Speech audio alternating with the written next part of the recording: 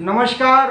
मैं आशुतोष कुमार आज आप लोगों के सामने एक ऐसे महान इंसान, एक ऐसे व्यक्तित्व के बारे में बताने जा रहा हूं जिन्होंने पूरी दुनिया में अपना लोहा मनवाया, जिनकी बातें हर घर में की जाती है, जिनकी नीति को हर कोई पढ़ता है और समझता है, उससे आगे बढ़ता है। उनके जैसा राजनीति के ज्ञाता आज तक कोई पैदा नहीं हुआ, उनके जैसा बड़ा अर्थशास्त्री आज तक कोई पैदा नहीं हुआ। मैं बात करूंगा आचार्य चाणक्य की। आज आप लोगों के सामने उनकी कुछ विचार, उनकी कुछ कहानियां, उनकी कुछ बातें आप लोगों के समक्ष में रखने जा रहा हूं, जिनसे बहुत सारी चीजें सीखने को हमें मिल सकती है। एक बार की बात है कि उनकी लोकप्रियता के बारे में जानकर एक चीनी दार्शनिक उनसे मिलने के लिए उनके पास आया। जब वो उनके पास आया तो काफी अंधेरा हो चुका था। उस समय आचार्य चाणक्य कुछ लेखन का कार्य कर रहे थे, एक दीपक को जलाकर। वो जैसे ही अंदर आया, उन्होंने इशारा से स्वागत किया, बैठने के लिए बोला और अपना लेखन कार्य को समाप्त करके वो दीपक को बुझा के दूसरा दीपक जला लिए।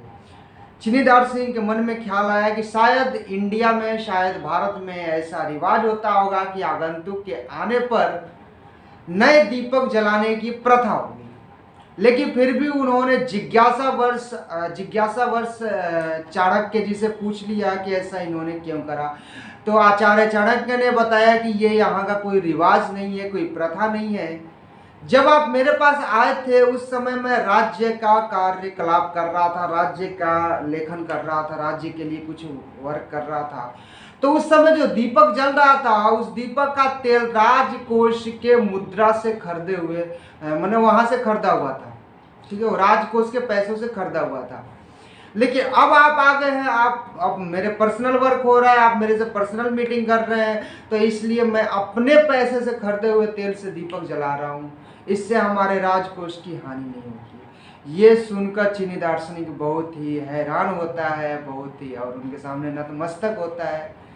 ये कहानी हर राजनेता, हर राजनीति के ज्ञाता को ये कहानी जानना चाहिए। ऐसे ही मैं दूसरी कहानी के बारे में बताने जा रहा हूँ। जैसा कि आप सबको बता दूं कि महर्षि चाणक्य जो थे, आचार्य चाणक्य जो थे, वो थोड़े कुरूप टाइप के थे, कुरूप थे।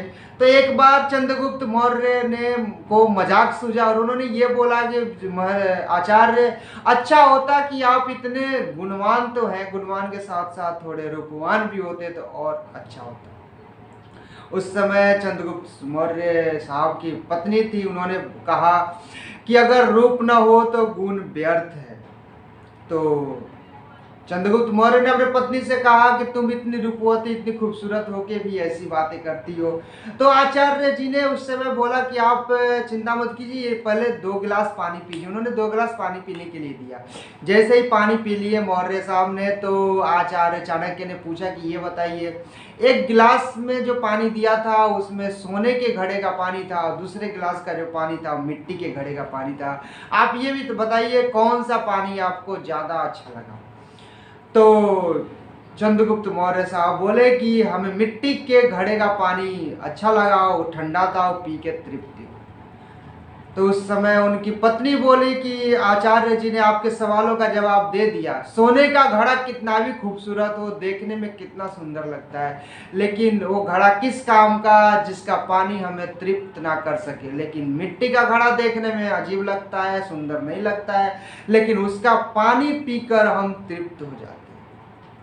तो इसीलिए अगर गुण ना हो तो रूप कोई मायने नहीं रखता, गुण होना जरूरी है, क्योंकि गुण की पूजा की जाती है, रूप की पूजा नहीं की जाती है। ऐसे ही आते एक तीसरे कहानी के बारे में बता रहा हूँ। जब चंद्रगुप्त मौर्य का राज्य अभिषेक होने वाला था, वो नंद वंश के अंतिम शासक घनानंद को हराकर अब मौर्य साम्राज्य स्थापना करने वाले थे। तो उस समय ये बहुत ही चिंतित थे और ये राजा बनने से इनकार कर दिए। फिर चाणक्य जी गए, बोले क्या मैटर है। तो उन्होंने कहा कि मैं ये क्या सुन रहा हूँ कि मतलब जब से मैं राजा बनने वाला हूँ, मेरे मतलब थोड़ा है, क्या राजा को खुशी नहीं होना चाहिए, थोड़ा भी मतलब चैन ही नहीं है। और ये मैं सुन रहा हूँ कि आपके लिए आचार्य, एक राजा जो है एक केवल वेतन पाने वाला एक नौकर के समान है, उससे ज्यादा कुछ भी नहीं है। आचार्य जी ने कहा कि सही बोल रहे हो। सही बोल रहा हूँ मैं, ये सही सुन रहे हो, सही सही वाक्यांश है।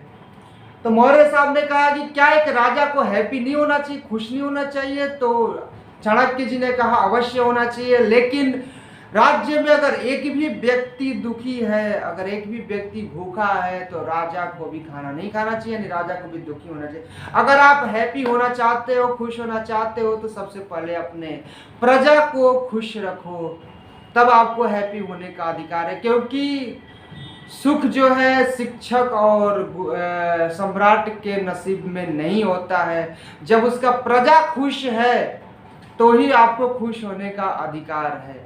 मैं तुमको राज्य दिलाने का वचन किया था, राज्य दिलाने के लिए किया था, लेकिन सुख दिलाने के लिए नहीं। सुख पाना है तो अपने प्रजा को हैप्पी रखो, प्रजा को। ये सारी कहानियां हैं महर्षि चाणक्य के बारे में, आचार्य चाणक्य के बारे में, जिनसे बहुत सारी चीजें हमें सीखने को मिलती हैं।